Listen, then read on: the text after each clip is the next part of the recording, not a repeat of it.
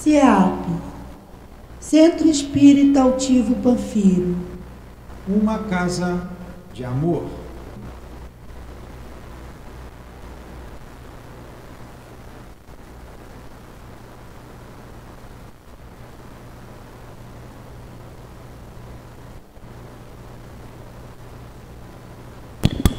Boa tarde a todos.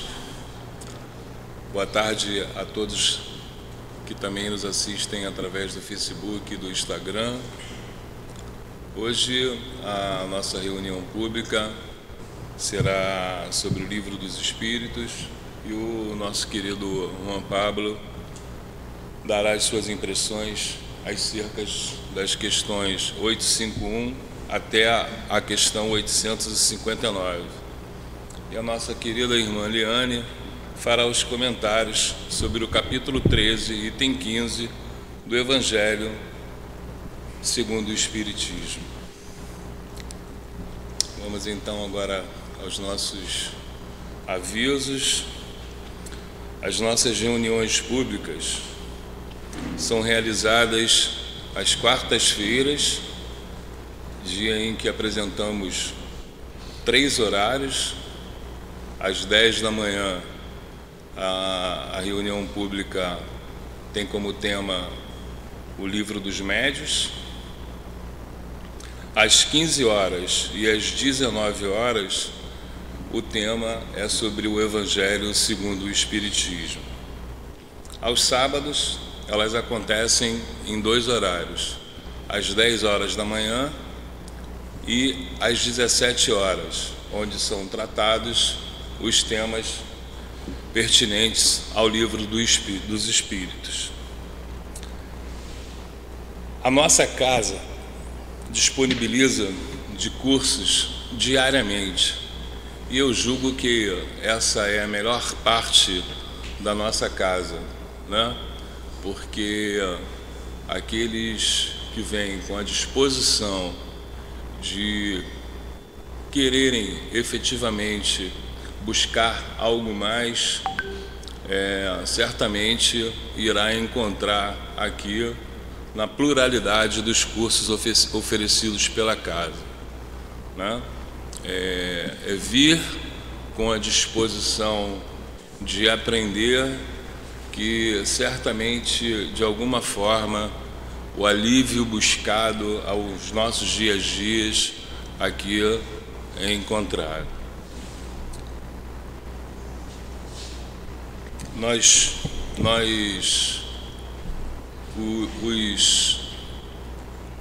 Os horários dos cursos aos presentes é só se dirigir à livraria, onde encontrarão esse marcador de livro que consta todos os nossos horários de palestras, reuniões públicas e também de todos os cursos.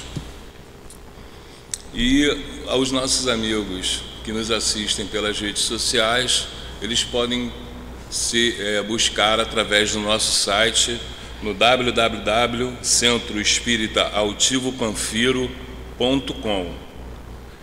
Ressalto que não tem o BR. O CEAP tem cadastrado mais de 600 famílias que são assistidas através da obra social Antônio de Aquino. E a nossa obra social, ela é realizada todos os sábados.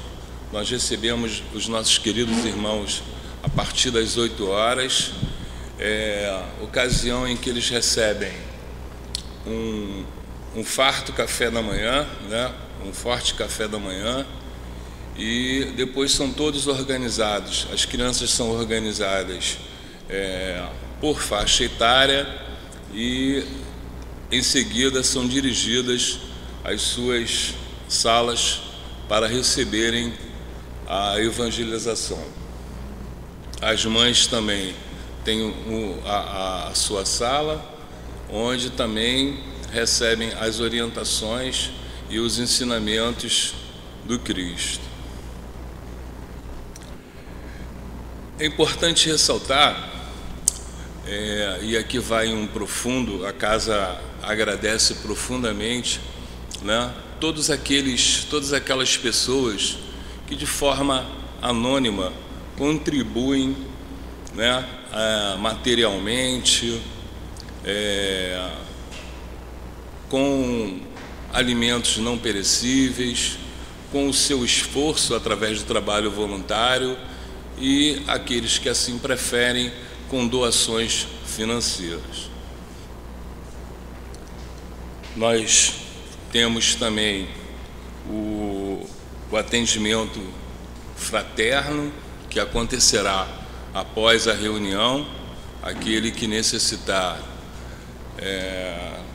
de uma palavra amiga, de um abraço, só permanecer sentado, que um trabalhador da casa irá se dirigir para conversar e oferecer as orientações em torno daquilo que se julgar necessário. E a nossa casa, ela tem um cantinho muito especial. É um cantinho que nos possibilita, né, conversar com espíritos desencarnados. E eu confesso a vocês que passo muito tempo nesse cantinho aqui da nossa casa, né? Lá você pode conversar com o Emmanuel, você pode conversar com o Chico, você pode conversar com o André Luiz. Basta você sentar, abrir um livro de um desses citados e então a conversa se inicia, né? É uma forma muito profunda, pessoal, que a gente tem, né, de buscar uma conversa do mais alto nível, né, através desses mentores queridos, desses espíritos de luz tão importantes para nortear as nossas vidas, né? E um último pedido, que é quanto ao celular. Vamos colocar os nossos celulares no modo vibracal. Eu vou ler agora o capítulo 13,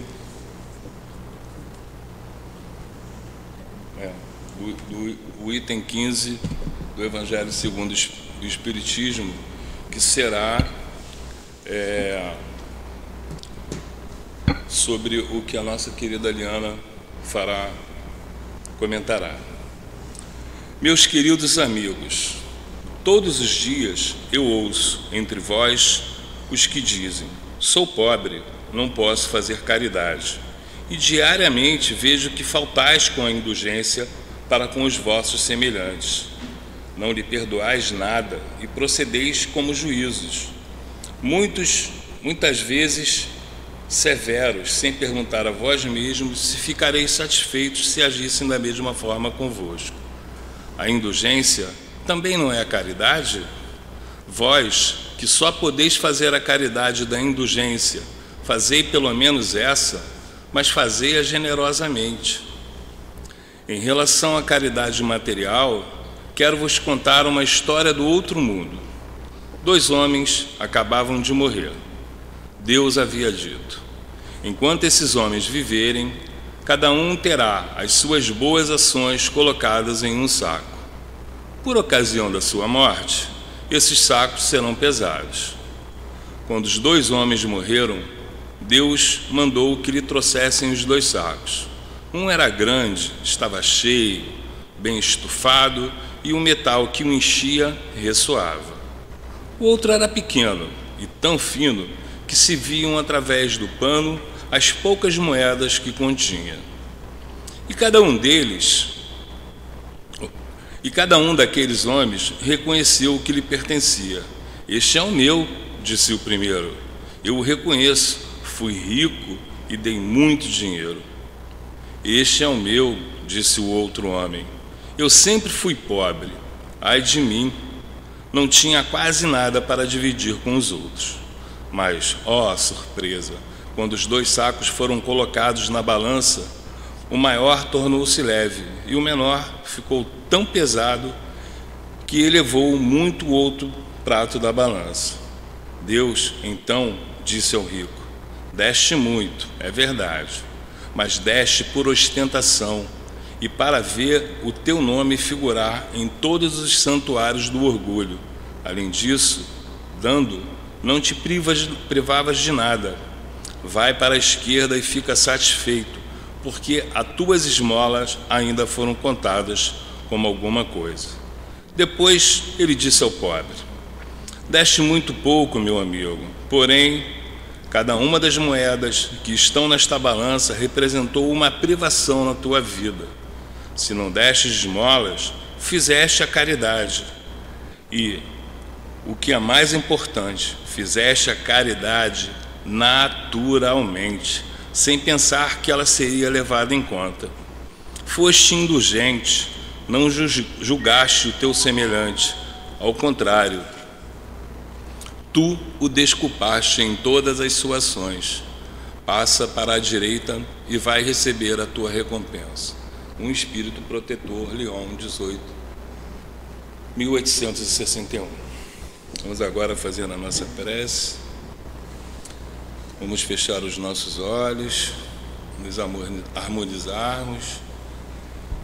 Querido Mestre Jesus, iremos realizar mais uma reunião pública acerca dos seus ensinamentos. Pedimos ao diretor espiritual da nossa casa, o senhor Altivo Panfiro, ao Dr. Erma, a Antônio de Aquino e a todos esses espíritos que nos auxiliem, para que possamos absorver o que iremos estudar, a fim de que a nossa caminhada em busca da perfeição seja aliviada.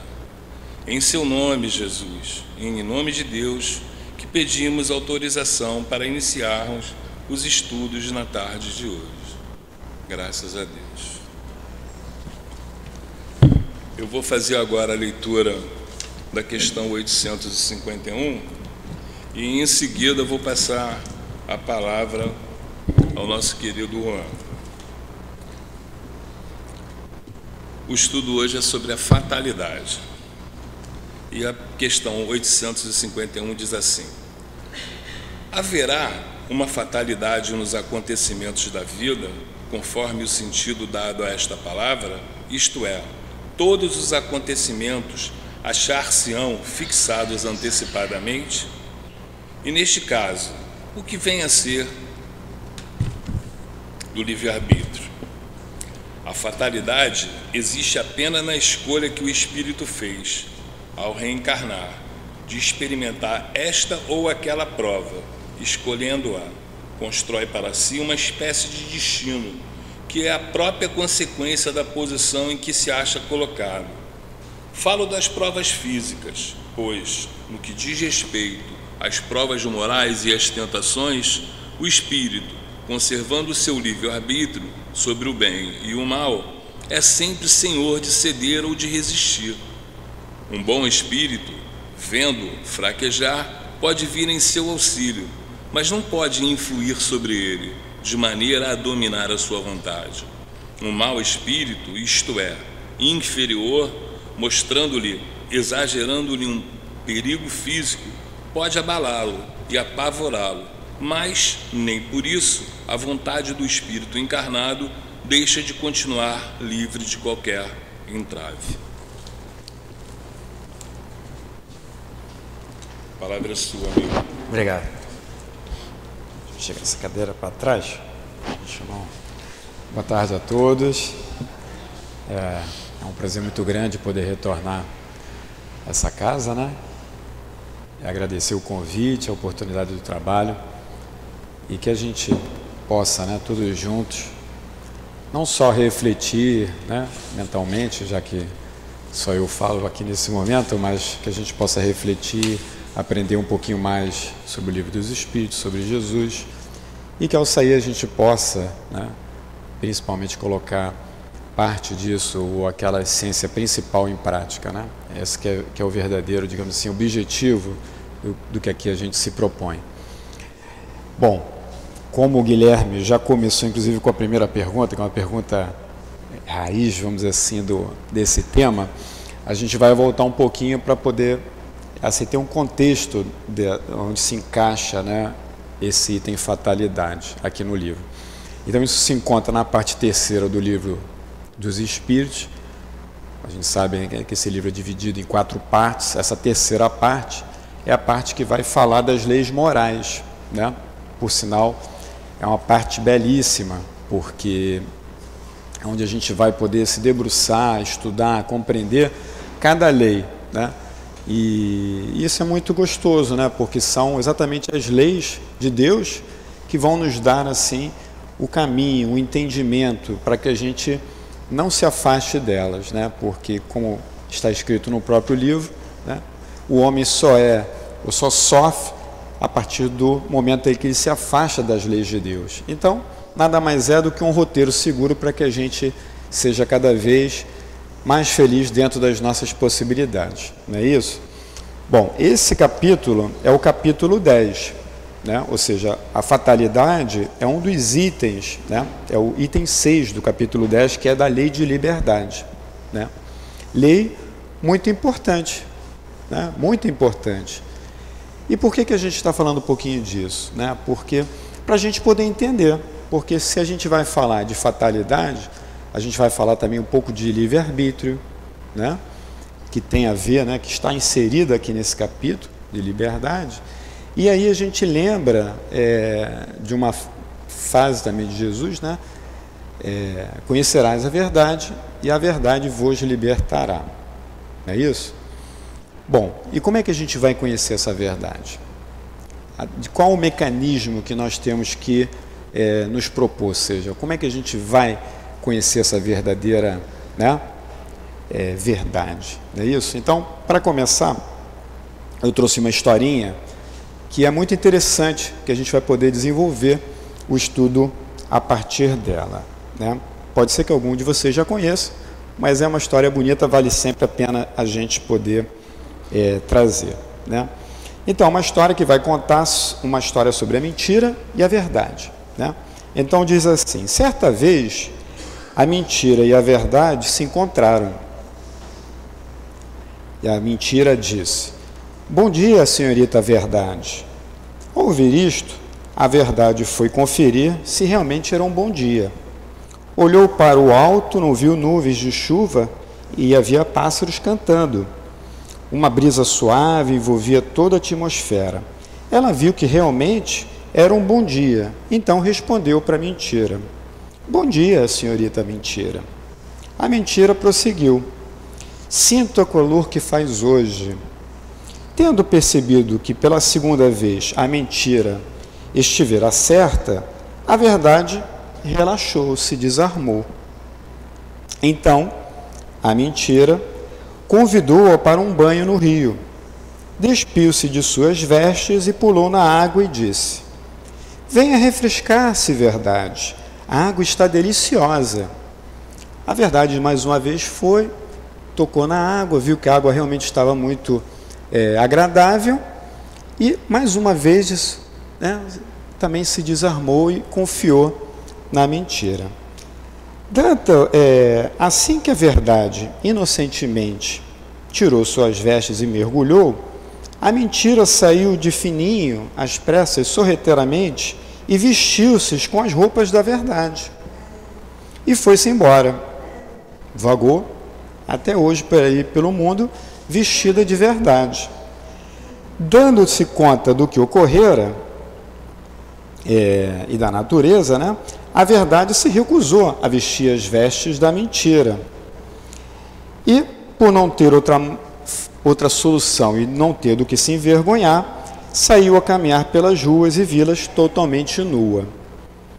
E é por esse fato que, desde então, aos olhos de muita gente, é mais fácil aceitar a mentira vestida de verdade do que a verdade nua e crua, né? Essa história, ela traz muito o que acaba acontecendo, né? A gente aceita uma mentira vestida de verdade, muitas das vezes, por vários motivos, né? Ou pelo nosso interesse, ou pela nossa ignorância, porque a gente ainda não conseguiu, né, conhecer a verdadeira verdade, não é isso? Mas é algo que a gente deve refletir, porque é bem assim, né? Quando a gente não conhece a verdade das coisas, a gente está lidando com uma falsa verdade, ou seja, está lidando com uma mentira, não é isso? Então, como é que a gente vai se libertar, como Jesus falou, para conhecer a verdade? Através dos estudos, né? Só tem esse caminho, né? O outro caminho é vivenciando, praticando o que Jesus propõe. Mas, se a gente seguir o roteiro, né, do Evangelho, do Livro dos Espíritos, da obra como um todo, kardeciana, né, e das obras também complementares, a gente vai ter, digamos assim, um manancial para que a gente possa ter muitas verdades, se a gente ainda não tiver adquirido.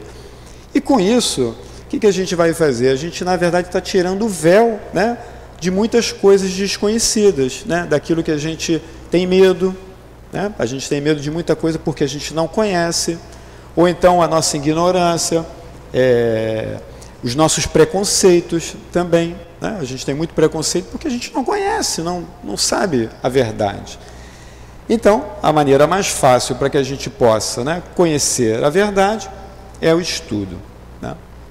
Agora sim a gente já pode voltar para o nosso item, né? Voltar para o Livro dos Espíritos, voltar para esse capítulo, né, da lei de liberdade e começar a trabalhar um pouquinho sobre o que aqui a gente vai encontrar. Nessa questão 851, que o Guilherme já leu para vocês, eu vou só repetir porque ela tem assim realmente a síntese do que a gente vai estudar, né? Então diz assim: haverá fatalidade nos acontecimentos da vida conforme ao sentido que se dá a este vocábulo, ou seja, a fatalidade aos acontecimentos? Quer dizer, todos os acontecimentos são pré-determinados, ou seja, alguém já predeterminou isso, vai acontecer dessa forma?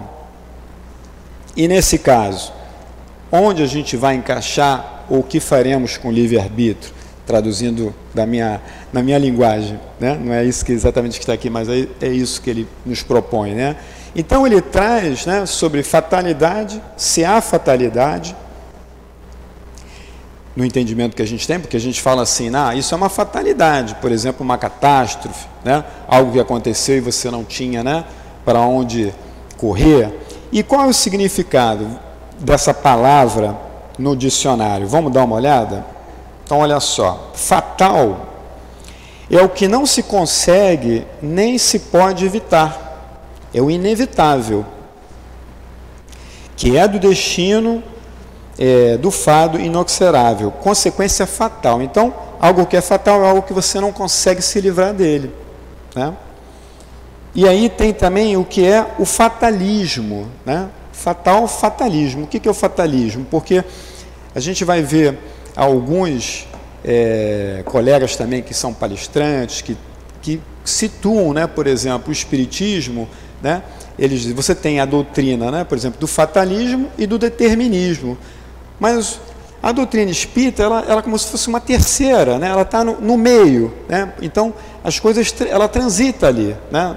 As coisas não existem dessa forma, mas algumas situações vão poder se encaixar por ali também, né? Então o que diz o fatalismo? É uma doutrina que considera todos os acontecimentos como irrevogavelmente marcados por uma causa única e sobrenatural. A gente falando assim, já vai vendo que não é exatamente a nossa realidade. Mas algumas pessoas acreditam, passado por um fato, que foi um fatalismo, né? A gente, não, isso tinha que acontecer, não é mesmo? Bom, o que vai, eu já vou antecipar, né? O que a gente vai ver aqui, por exemplo? Qual é algo fatal, por exemplo, em nossa vida? Embora nós não tenhamos esse fatalismo, né, na doutrina espírita, mas algumas coisas a gente não tem como fugir. Então, por exemplo, o momento da nossa morte, Nós não temos como fugir do momento exato que a gente vai morrer. Embora no nosso plano encarnatório, e isso faz muito parte desse capítulo, né, porque no nosso planejamento encarnatório a gente vai programar todo esse nosso caminhar e ali já vão estar predeterminadas muitas provas que nós mesmos participamos e que nós mesmos pedimos, imploramos para que estejam, né? A gente começa a entender de que muita coisa que nós passamos, nós temos ciência. Foi nos perguntado e muitas vezes até nos é questionado se realmente nós queremos ter aquela prova, né? Mas a misericórdia não só de Deus, mas das equipes espirituais, né, nos assessoram para que nós também não sejamos, digamos assim, demasiadamente otimistas e queiramos que passemos por provas que nós não temos condições de passar. Então, tudo o que nós vivemos hoje na nossa encarnação, na nossa trajetória, são acontecimentos, são provas, né, provações, tudo isso está ao nosso alcance, ou seja, nós podemos passar e nos sobrepor, porque temos condições. Mas se é muito difícil, eu não consigo, né? Mas você tem condições. Se não tivesse, não estaria no nosso planejamento. Então, o planejamento encarnatório, de certa forma, e ele está aqui isso na resposta, né? Ele já é um caminho, digamos assim, com algumas predeterminações, né? Você vai casar com tal pessoa, você vai ter nessa família, né, fulano, mengano, ciclano, em que você se comprometeu, né, em receber de volta para o seu ajustamento, né? Então, há um planejamento e há tudo uma teia, digamos assim, que nos liga, né, que foi predeterminado. Mas é um fatalismo? Não.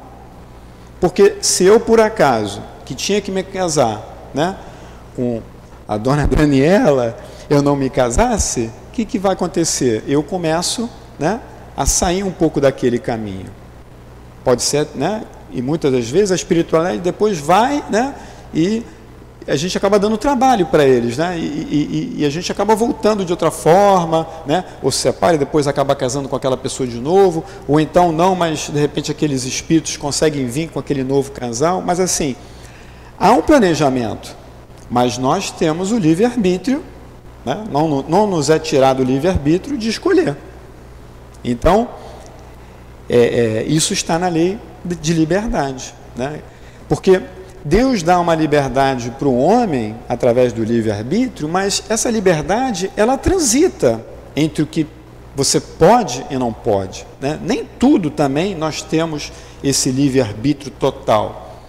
Haja visto que nós todos não vamos passar, né, pelas mesmas provas, pelas mesmas situações, né?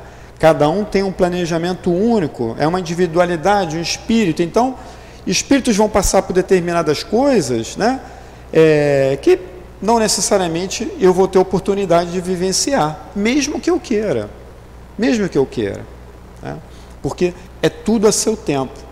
Então, essa parte é muito interessante, porque a gente primeiro tem que entender de que aquilo que acontece em nossa vida, e aí também vem um outro chamamento muito importante, que a gente tem que ter a lucidez, né? A lucidez da gente conseguir também interpretar o que é consequência de um planejamento, consequência, digamos assim, das leis de Deus, e o que é consequência das nossas ações.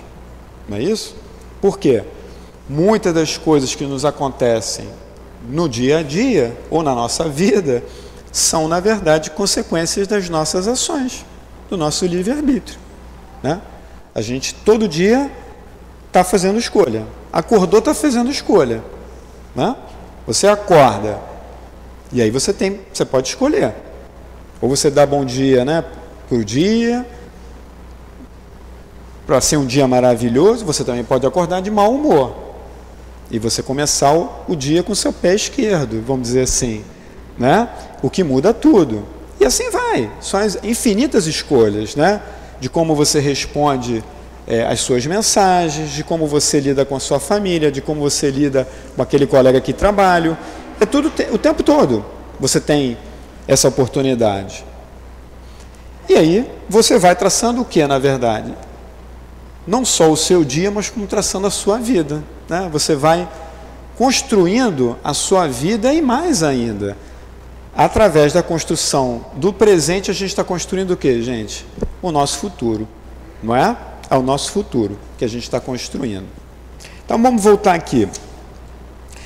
Nessa resposta da 851, os espíritos nos dizem, né? A fatalidade existe unicamente pela escolha que o espírito fez ao encarnar, ou seja, programação reencarnatória, desta ou daquela prova para sofrer, né?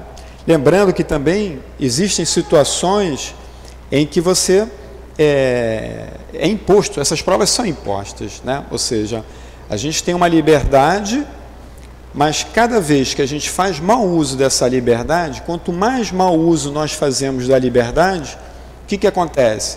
Menos de liberdade a gente tem. Menos de liberdade, né? Por quê?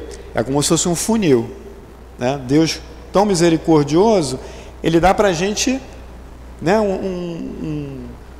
uma abertura muito grande, mas se você não faz, ele vai te ajudando, né? Ou seja, para que você tenha menos riscos de se perder, como se perdeu em outras encarnações. Até que um ponto que existem as encarnações, né, compulsórias, as encarnações em que você tem, é imposto a você uma prova, uma expiação, né? Porque é necessário que seja feito dessa forma. Então, vamos continuar aqui.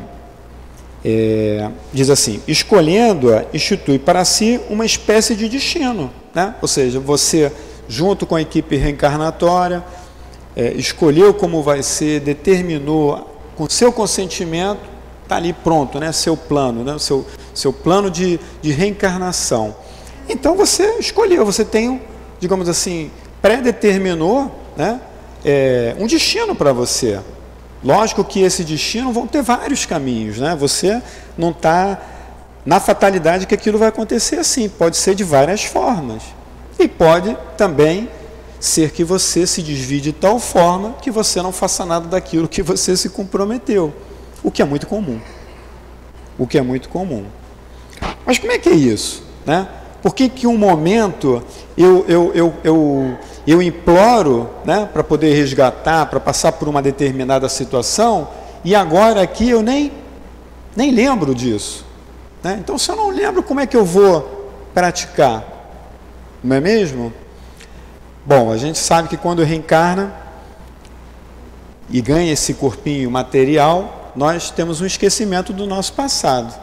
Isso graças à misericórdia do Pai, para quê? Para que a gente não tenha nem, né, essa vergonha que nós teríamos de saber quem nós somos assim, desde o início, né? Porque sabemos que não somos espíritos que começamos a caminhada ontem, já vimos há muitos séculos, né? Há muitos anos, somos milenares. Mas bem, não tem também só coisa ruim, gente. Nós também fizemos muita coisa boa. Hoje nós estamos vivendo o nosso melhor momento. Resultado de quê? De escolhas e opções que nós fizemos outrora e que hoje nos permitiram estar aqui, né, já vivendo uma vida melhor, uma vida com tribulações, com sofrimento, com dores, mas faz parte do momento que nós estamos da evolução, né? Não tem como fugir, ainda somos espíritos o que ainda muito novos, né? Espíritos infantis, digamos assim, né? Nós estamos muito perto do mundo primitivo, né? A gente olha Jesus, né? Um espírito de luz, e às vezes até outro dia a colega disse assim, pô, mas é tão difícil, né, imaginar Jesus já é um espírito perfeito. Imagina, o Criador do planeta, né? Quer dizer, há quase 5 bilhões de anos atrás, ele já co-criava com Deus, esteve conosco, né, há 2023 anos atrás, ou seja, é um espírito realmente de uma envergadura moral muito grande, de uma vivência, uma experiência. Mas qual é a finalidade de Jesus em nossas vidas? É o nosso guia e modelo, né? Foi quem esteve aqui no planeta Terra de maior envergadura que nós conhecemos. Ele vivenciou, praticou e nos deixou um legado de quê? De amor. Então, coloquemos Jesus como o nosso irmão maior, né? Como o nosso guia, como o nosso companheiro. Eu até brinco, né? Para quem trabalha na casa, né? Guilherme tem que vir, vou usar o Guilherme, vou dar um descanso para a Liana, até anotei para não esquecer, né? Mas é assim, aí você tem que vir hoje fazer a leitura, né? Estar aqui na direção, né? Aí você, poxa, hoje, né? Aniversário do meu filho, né? Vou pedir para... Aí a gente até brinca, né? Não, tudo bem, Guilherme, né? Liga para o seu chefe, né? E explica isso para ele, né? Mas aí quem é o chefe do Guilherme? No sentido maior, é Jesus, né? Então o Guilherme vai pegar o telefone, vai mandar um zap, se pudesse, né, para Jesus. Olha, Jesus, eu não vou hoje lá no SEAP porque é aniversário da minha filha. Com certeza você... É diferente, né? A gente sente essa diferença e diz, não, poxa, eu só não vou mesmo se não der, né? É uma maneira que a gente tem, assim, até de encarar o trabalho e que realmente faz com que a gente não abra mão desse compromisso, né? Então vamos voltar aqui, gente. Deixa eu ver se faltou alguma coisa aqui do 851 para a gente poder ler as outras, né? Uma espécie de destino. Muito bem. Então, que é a consequência da mesma posição em que achar-se colocado. Bom, falo das provas físicas, pois que aquilo que toca às provas morais e às tentações, o espírito conserva-se o livre-arbítrio quanto ao bem e ao mal. Então aqui a espiritualidade ainda trouxe essa distinção, né? Ou seja, o que é relativo, né, a provas morais e provas de tentações, nós sempre vamos ter o livre-arbítrio. Por quê? É onde a gente precisa praticar. Precisamos, é por isso que a gente está aqui encarnado. É por isso, por que a gente está aqui nesse corpo com a matéria, junto da matéria? Se nós somos seres espirituais, o que fazemos aqui? Né? Para progredir. Mas por que estamos vestindo a matéria? Para poder vivenciar. É ela que nos permite, né, manipular e poder fazer as obras e fazer as coisas. Então precisamos passar por essas provas. Essas provas, normalmente, elas vêm totalmente vinculadas também a outro planejamento que nós fazemos lá no plano espiritual, né? Ou seja, nós não só tratamos da nossa reencarnação, nós nos preparamos, nós estudamos, conhecemos a nossa verdadeira família espiritual, ou seja, nós vivemos a nossa verdadeira vida como espíritos, e aí, ciente, né, com a transparência da nossa realidade, a gente vai traçar um plano, né? Mas a gente ganha o quê? Bagagem. Mas a gente consegue praticar isso lá? Não. Praticamos aqui. Então, se a gente tiver o estudo, a gente vai compreender de que todas essas dores que às vezes não, que quem não passa por dor? Todos nós, né? Alguns mais, outros menos, né? Dores às vezes que nós mesmos buscamos, mas nós temos que entender o quê? Que essa dor é um remédio, nada mais é do que um remédio, né, que Deus nos prescreve para que a gente possa se melhorar, se corrigir. Então, se a gente entende isso como algo que na verdade é para o nosso bem, embora momentaneamente seja uma dor, seja algo sofrido, a gente se resigna e passa disso com uma forma melhor, de uma forma mais fortalecida, né? Porque aí tem outra reflexão. Se eu passo, né, se eu tenho a escolha, descubro, por exemplo, uma determinada enfermidade que eu fico muito abalado, né? Mas que eu preciso fazer um tratamento. Gente, existem dois caminhos. Ou eu passo tentando me fortalecer, resignar, né, e combater, e entender que aquilo é um momento em que eu estou doente, eu não sou doente, eu estou doente, né? Meu espírito não é doente naquele momento, ele está com aquela doença, ele está passando por aquela oportunidade, ou eu escolho simplesmente me entregar. Eu vou me entregar. Eu não acredito em mais nada, eu desacredito em Deus, na doutrina, me afasto. É até compreensível em alguns casos, porque, né, a dor é algo que nos toca e a gente não tem como medir, né? Não, é até aquele exemplo, não tem uma régua, né, que a gente não tem. O que para mim pode ser muito doloroso, para um de vocês pode não ser nada. E vice-versa. Então a gente não deve medir, né? A dor é uma dor única, só você sabe disso, não é mesmo? Mas bem, vamos avançar. Na questão 852, que Kardec faz aos espíritos,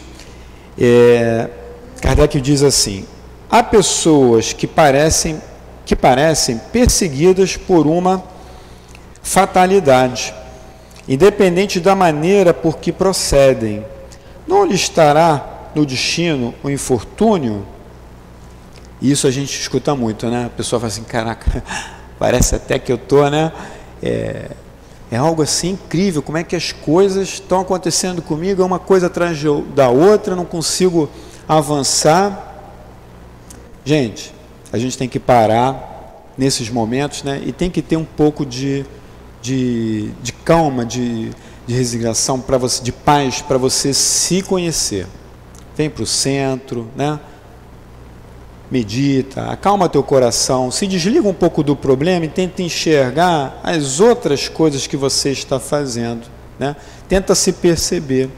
Muitas das vezes é isso que está acontecendo, a gente está tomando decisões repetidas, a gente sempre diz assim, eu quero um futuro melhor para mim, eu quero que as coisas mudem. Como é que algo pode mudar se nós continuamos tomando as mesmas escolhas e fazendo as mesmas coisas? Não há como. Não há como. E às vezes uma simples mudança de pensamentos, de comportamento, já nos traz um alívio, a gente sente. Qual de vocês aqui, por exemplo, quando entra aqui no centro, né, principalmente logo no início, quando a gente está chegando a casa no início, né, e não tem exatamente o que? Se sente bem, aquela sensação prazerosa de bem-estar, de alívio, né? Você, eu me senti bem, que bom que foi estar ali. Por quê? É um ambiente protegido, um ambiente preparado, né? Você se desvincula, né, também dos teus obsessores, daqueles espíritos que podem estar ali perturbando. Então você chega aqui e tem um alívio, você se sente melhor. Então, é necessário que a gente aproveite esses recursos, que a gente, graças a Deus, já está ao nosso alcance. Mas vamos ver o que os espíritos respondem? Eles dizem assim: são, talvez, provas que lhe caiba sofrer e que elas escolheram. Ou seja, pode ser também que essa trajetória consecutiva, né, de provas e fatalidades que, a seu visto, não, na verdade não são provas que por ali, você mesmo planejou daquela forma, pode ser. Mas olha só o que ele diz: porém, ainda aqui lançais a conta do destino, o que a mais das vezes é apenas consequência de vossas próprias faltas, né? Ou seja, ele chama a atenção para a gente entender o que é de Deus, né? E o que é de nós mesmos, porque há consequências, e na grande maioria de nós, das nossas escolhas, das nossas atitudes, né? A gente está falando de leis morais, mas tem uma outra lei maior também, que é a lei física, né, de causa e efeito, que não tem como a gente se escapar dessa lei, né? Então, se eu penso mal de alguém, se eu ajo mal, todo movimento que eu faço, né, se eu crio uma ação, eu sofro o quê? Uma reação. Automaticamente. Automaticamente. Então, assim é com tudo. Tudo que eu faço de bem, volta para mim em forma de bem, né? Não tem como. É o que eu planto também, não é isso que a gente fala? É o que a gente semeia. É que a gente esquece que a gente é semeador. Então a gente sai o dia inteiro fazendo coisa e não se liga, mas está semeando, né? semeando, né, a ingratidão, semeando a indiferença, semeando a falta de amor, semeando o desamor. Como é que pode a gente semear o desamor, né? Então nós somos o quê? Invigilantes. Invigilantes. Por isso que a casa, os estudos, as palestras mesmo que seja remotamente, quando a gente não pode estar aqui, nos ajudam ao quê? A nos reconectar, né? Reconectar. Eu venho, eu me reconecto, né? Eu volto, eu reflito, eu abro a percepção, a espiritualidade vem, nos ajuda. A gente costuma dizer, né? Ninguém aqui senta por acaso no lugar que está. A espiritualidade já está aguardando a cada um no seu devido lugar. Se você for médium vidente e conseguir ver, né? Muitos enxergam coisas que a gente não vê. Mas há aparelhagem sendo usada, tratamento sendo feito, dores sendo aliviadas, né? E às vezes a gente fica preocupado em, por exemplo, tomar o passe, né? Quantos de nós já não vivenciou isso? Principalmente quando você está ali na recepção, né? A pessoa vem, eu quero tomar o passe, né? Eu não quero assistir a palestra, eu quero tomar o passe. Mas o passe nada mais é do que o fechamento, né? A finalização daquilo que já começou no momento que você se ligou em vir para cá, que também não é por acaso. A gente acha que tudo somos nós, né? Que, hoje eu vou no centro. Aí você teve essa ideia mirabolante do nada. Não. É porque você precisava. É porque você deu uma abertura e a espiritualidade vem e fala para você. Vai, meu amigo, vai lá. Hoje tem palestra, tem palestra às 17, dá tempo. Aí você se esforça e vem. Mas é necessário que a gente o quê? Tenha boa vontade. Que a gente faça escolhas. Na mesma hora, pode alguém também nos ligar e dizer assim, olha, agora às 17 tem um churrasco aqui em casa. E fulano já chegou e trouxe um cooler aqui recheado, né? E aí? Você tem que fazer a escolha. Dá para vir para o centro e depois você pode ir para o churrasco, porque a gente não está numa vida material, né, para viver uma vida como se fosse santo, que a gente não é. Se a gente fosse santo, não estava aqui. Mas vem primeiro, né, se reconecta, se abastece. Você já vai chegar lá o quê? Mais fortalecido, né? Já não vai querer, né, as mesmas coisas. De repente, não vou.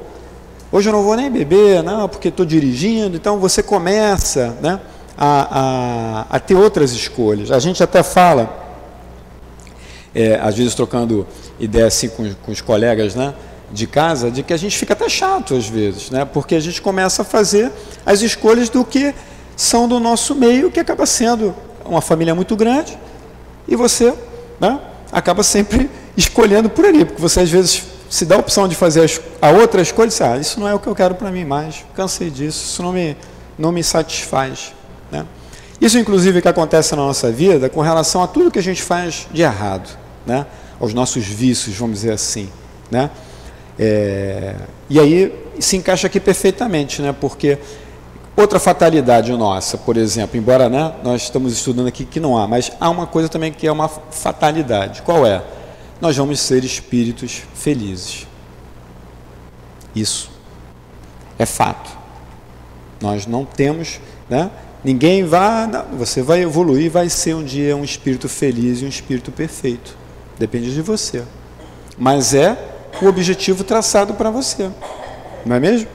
Então, por isso que a gente usa esse exemplo, né, de que o espiritismo estaria no meio, né, entre o determinismo e a fatalidade, porque há situações que podem se encaixar, embora o termo, como a gente usa, não seja praticado. Não é? Eu ia falar alguma outra coisa e me detive aqui, me esqueci, não tem problema, daqui a pouco volta, né? Então vamos ver aqui 853, o que diz a 853? Diz assim: algumas pessoas só escapam de um perigo mortal para cair em outro, parece que não podem escapar da morte. Não há nisso fatalidade? Eu já fiz um spoiler sobre isso, né? Ou seja, embora nós tenhamos uma data, né, para nascer e uma data já certa programada para o nosso desencarne, isso também pode ter uma variação, né? Ou seja, por algum motivo, devido à minha conduta, né? Devido à nossa vida, que a gente pode realmente se sair muito bem, e por uma necessidade, possa ser necessário que a gente tenha o que a gente chama como se fosse uma moratória, a gente ganha alguns anos mais para poder terminar alguma obra que a gente está realizando, para que alguma situação que está ali bagunçada se acalme, fique melhor, e você ganha mais algum. Então, nem mesmo, né, a data do nosso desencarne, que está programado, pode ser que ele venha a ser modificado, se houver necessidade. Mas na hora que ficar acertado, depois, digamos assim, dessa moratória, né? Não, tudo bem, você ganha mais 5 anos, mas dia tal, do mês tal, do ano tal, você vai desencarnar. É fato. Aí, meu amigo, não tem jeito. Você, aquilo ali, porque é uma programação, é da lei de Deus, né? Então, você não tem como escapar. Quem assistiu aqui o filme Arigó no cinema? Quem não assistiu, vale muito a pena assistir. Um filme lindíssimo. Por sinal, né, os filmes espíritas estão ganhando cada vez mais adeptos e pessoas que não são espíritas assistindo, e com isso está se divulgando a doutrina, né, de uma forma cultural em que chega até essas pessoas assim, a beleza da doutrina, né? Nesse filme, Arigó, num determinado momento, através do seu mentor, ele pede, né, se eu não me engano, ao mentor saber, né, porque o mentor dele fala assim, está muito perto já, né, vá se preparando, né, vá se preparando para se despedir. Ele aceita, tal, mas ele diz, como é que vai ser, né? E aí ele tem uma visão, né, que vai ser um desencarne, que ele sofre um acidente de carro, né? Então, quando ele passa por essa situação que ele está vivenciando, ele lembra e se prepara, porque ele já sabe, né? Então, é muito bonito, né? Olha o merecimento desse espírito, né, que ele teve ao ponto de saber. Nós precisamos também saber? Não precisamos. Basta saber que a gente um dia vai desencarnar. Mas e aí? Como é que eu vou me preparar? Eu não vou ter essa oportunidade que a Arigó teve? Tem. É só pensar que você pode desencarnar amanhã. Então, faz sempre o melhor hoje. Não deixa para amanhã o que pode ser feito hoje, né? Mas o que você não vai deixar para amanhã? Aquilo que precisa ser feito, né? Então, se a gente fica sabendo que alguém está acamado, alguém está doente, né? Faça o que você pode, né? Mande uma mensagem, vai visitar. Pode ser que você amanhã não possa mais ver esse querido, né? Um parente nosso com mais idade, que está passando, né, por uma situação parecida, a gente não sabe. É a trajetória da vida. Geralmente, né, os mais velhos, não é isso? Então, isso faz o quê? Até para a gente ter o quê? Um alívio no nosso peito, no nosso coração, né? Porque senão a gente, poxa, podia ter ido. Aí o churrasco fica com peso enorme, né? Porque eu vou no churrasco. Quer dizer, a gente vai viver sempre assim? É difícil, né? Mas chega uma hora em que a gente isso vai entrando em nós, e a nossa consciência, que aí é o nosso maior aliado, vai sempre acender luzes, né, de alerta. Olha, né, você vai pressentir, olha, fulano, pode ser que fulano não dure muito mais, então você se liga naquilo, né? Essas ligações acontecem diariamente, mas é necessário que a gente se predisponha, né? Se predisponha. Como é que a gente vai estar predisposto se a gente está num mundo de turbulência, de barulho, não só fora, mas principalmente interno, né? Com ruídos internos? Não tem como. Se eu estou vivendo uma tormenta, né, de pesadelos 1000, sejam eles de ordem materiais e espirituais, né, eu não consigo me sintonizar com nada. Aí volta aquela receita, né? Volta, medita, vem para casa, né? Baixa a sua rotação, né? Diminui o volume para ver se você consegue respirar e se enxergar, né? Se enxergar, ver. Às vezes, quando a gente está, né, no furacão do problema, dentro dele não dá para perceber nada, mas se a gente consegue sair um pouco, a gente tem a percepção melhor. E mais, a oração, né? Porque qual o melhor antídoto que a gente tem? A oração, né? Se a gente faz uma oração sincera de ajuda, o que Deus vai fazer? Vai mandar um socorro para a gente. Esse socorro vai vir como? Com o sonho do nosso mentor, Deus falando para a gente? Não.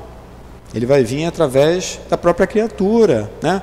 É uma pessoa, às vezes é uma pessoa que você nem conhece muito bem, né? Que vem e fala algo para você, né? Que vem e traz um papel para você, que te dá uma dica, te dá algo assim, então você tem que estar atento, né? Mas para isso precisamos ter pelo menos determinados momentos de plenitude, né? de paz interior, né? Então, sempre que a gente sai, o que a gente faz? Tenta buscar. Para isso que serve a casa espírita, né? Tem o tratamento, tem os estudos, e o Guilherme lembrou muito bem no início, né? É uma bênção nós termos o estudo.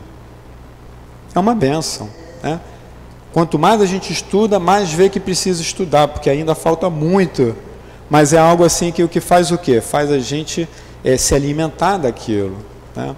Nessa semana também iniciaram os cursos lá na casa que eu trabalho, e um dos alunos, né, na primeira aula inaugural, e foi muito bom que a gente inclusive decidiu acolher, né? Ou seja, já tinha até um tema para aquele dia, mas nós fomos intuídos e fomos atentos primeiro a esse chamado, né? Assim, olha, preste atenção para o acolhimento, né? Porque isso pode estar passando desapercebido, né? Houve até uma reunião depois também de instrutores que também foi falado, então ficou claro. E aí, o que é o acolhimento, gente? É a gente conhecer, permitir que aquela pessoa que vai estar com você num período longo, né, fale um pouco dela, o que nos ajuda para poder depois continuar, né? Mas aí um dos alunos, né, disse assim, era para você se apresentar rapidamente, falar do objetivo, o que você esperava, né? E aí ele trouxe um relato, né, recente da vida dele, né? Ele tinha perdido a esposa, que era uma companheira dele muito grande, agora, na pandemia, ficou totalmente abalado. E aí ele, né, na dor, no luto, né? Mas aí aí foi até a nossa casa, mas também no primeiro momento não conseguiu, né, digamos assim, se ligar. E aí, por uma outra forma, né, um outro colega dele foi para Uberaba, ia para Uberaba porque também tinha tido uma perda, e eu não sei se era o centro do Chico, né? Em Uberaba, capaz que sim. Mas lá ele ia para tentar receber uma mensagem psicografada, né? E esse amigo foi para acompanhá-lo, como curioso, né? Sem pretensão alguma. Olha os mecanismos, né? Olha a espiritualidade, né, fazendo com que as coisas aconteçam. E ele vai, né? De bom grado vai.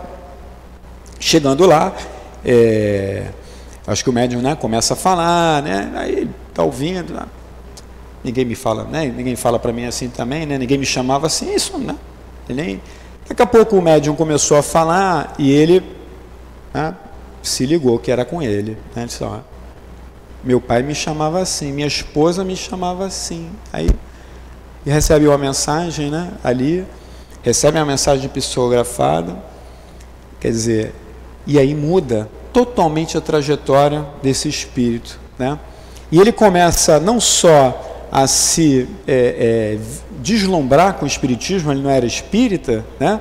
Mas ele vê que tem todo um mundo de conhecimento ao alcance dele que ele precisava correr atrás do tempo perdido, né? Porque ele falou, pô, não sou novo, e começou a fazer curso, devorar os livros. Ele diz que há muito tempo não li um livro. Então, olha que testemunho lindo, né, da oportunidade, de como Deus age em nossa vida, ao ponto até que ele depois falou, eu ainda tive a oportunidade, coisa que eu achei que jamais ia acontecer, conhecer uma outra pessoa que pudesse, inclusive, né, me acompanhar, não substituir, porque ninguém, né, é substituído, cada um de nós, né, traz as suas marcas, deixa as suas marcas, né? Então, olha que beleza, mas o que houve ali? Houve um movimento, né, de se permitir. Então, esse companheiro hoje, né, há pouco tempo atrás não conhecia nada e hoje está correndo atrás do tempo perdido. A gente vê, inclusive, nas casas, né, às vezes, quantas pessoas de idade, né? Eu tinha uma dupla que era um casalzinho, né? Que, nossa, eles deviam ter, sei lá, quase 90 anos, gente. Né? E subiam, deu azar que a sala deles era em cima. Eu falei, olha, né? Feliz da vida. Uma vez ela chegou toda com esparadrapo e tudo, né? Aí eu falei assim, pô, se fosse qualquer um de nós já não tinha ido na aula. E ela estava lá. Entendeu? É o que, gente? Né? É a vontade. Né? Então, a idade, né, para a gente mudar, querer mudar, não há. O espírito tem idade? Não, tem uma idade física, o corpo tem idade, mas a nossa vontade de agir, o nosso pensamento, não tem. Tudo é possível. Enquanto eu puder, né, eu vou tentar, eu vou fazer, eu vou buscar. Então são pessoas, são exemplos que servem para quê? Para nos mostrar que como é bonito esse movimento. São exemplos que nos engrandecem, né? Porque aí traz mais na nossa realidade, né? Jesus, né? Os outros também, né? Chico, Altivo, por exemplo, né? São espíritos que muitas das vezes a gente também está longe deles, né? Mas tem os outros que podem e que nós podemos tomar essas decisões. Vamos continuar mais um pouquinho? Então diz assim, na questão 854. Vocês sabem como é que é feito essa... Eu estou olhando as questões, né, desse capítulo, desse nosso item. Né? Essas questões Kardec fez não só para um espírito, né? Elas foram... Né, por isso que a gente chama, né, que Kardec diz, né, que Kardec é quem compilou a doutrina, né, porque a doutrina não é de Kardec, né, a doutrina é dos espíritos, porque a resposta de todas as indagações e perguntas são dos espíritos, que foram feitas em diversos locais distintos, né?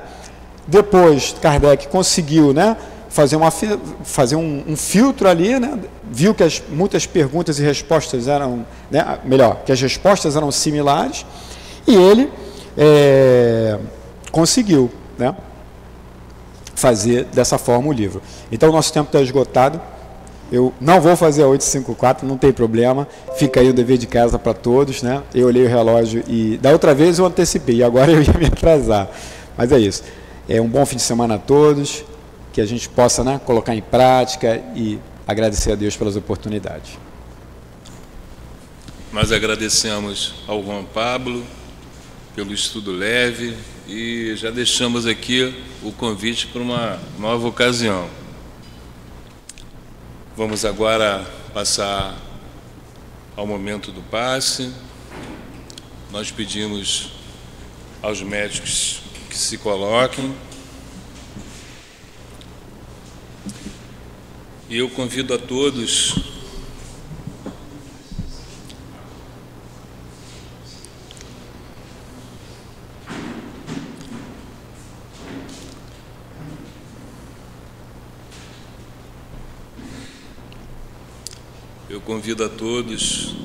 a respirar lentamente e a fechar os olhos.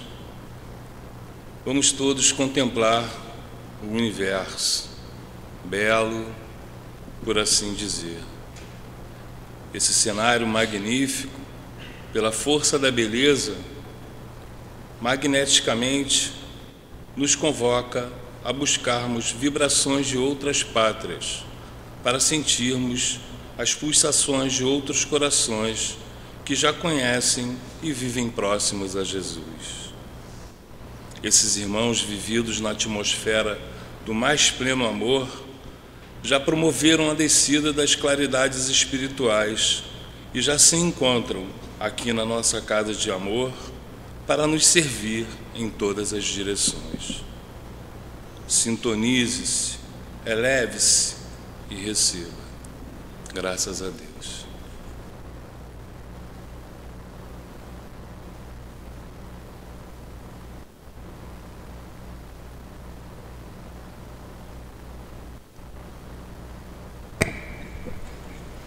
Esse capítulo do Evangelho nos vem instruir sobre a indulgência, que é o sentimento fraterno que necessitamos cultivar para com nossos irmãos de caminhada. Essa parábola que nos foi contada sobre os dois indivíduos, um rico e outro pobre, que no final da vida, quando tiveram que prestar contas de suas caridades ao juiz consciencial, o pobre que nada tinha, mas o que tinha dividiu com seu próximo, ficou com os louros, pois ele deu o que lhe faltava, enquanto o outro lhe deu o que lhe sobrava. Essa parábola nos ensina o verdadeiro sentido da caridade, pois sendo a caridade o alicerce do Espiritismo, pois fora dela não há salvação para os nossos espíritos endividados, temos que propagar amplamente essa virtude, pois nela encontraremos nossa recompensa no mundo espiritual. A verdadeira caridade é aquela que fazemos sem raciocinar se devemos ou não praticá-la, sem julgar o nosso irmão que nos pede algo. A pessoa indulgente não vê os defeitos nos outros, ou se os observa, evita falar ou divulgá-los, a fim de que não se tornem conhecidos por outras pessoas. Devemos ser severos para conosco e indulgentes para com as fraquezas alheias, reconhecendo que todos temos inúmeros defeitos a corrigir e hábitos a modificar. Jesus nos advertiu, não pretender tirar o argueiro dos olhos dos nossos irmãos, se temos em nossos olhos a trave que nos cega, dificultando-nos a caminhada.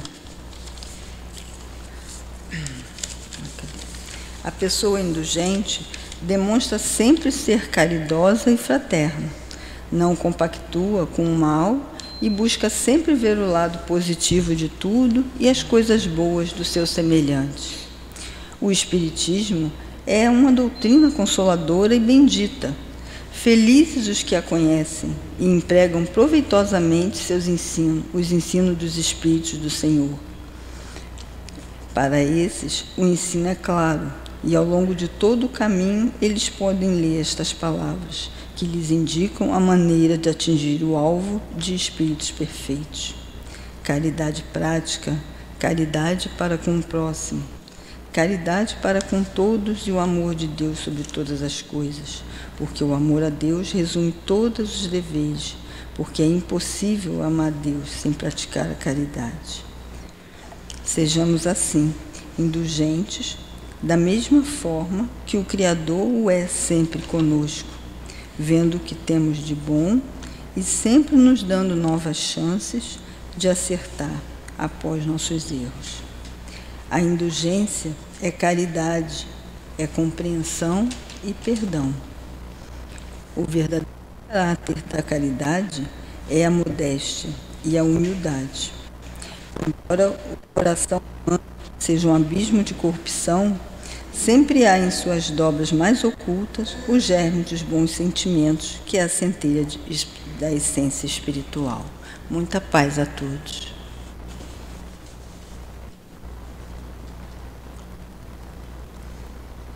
Chegamos ao final de mais uma reunião pública, cheios de alegria. Nós lhe agradecemos, Mestre Jesus. Nós agradecemos a todos esses espíritos, agradecemos ao nosso diretor espiritual, o senhor Altivo Panfiro. Nós agradecemos ao Dr.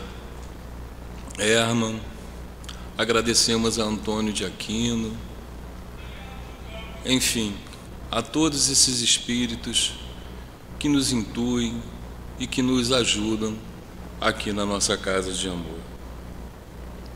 Cheios dessa vibração amorosa, pedimos que continue conosco para que possamos voltar aos nossos pontos de origem em segurança. Porém, rogamos que seja feita a vossa vontade, Senhor. Graças a Deus.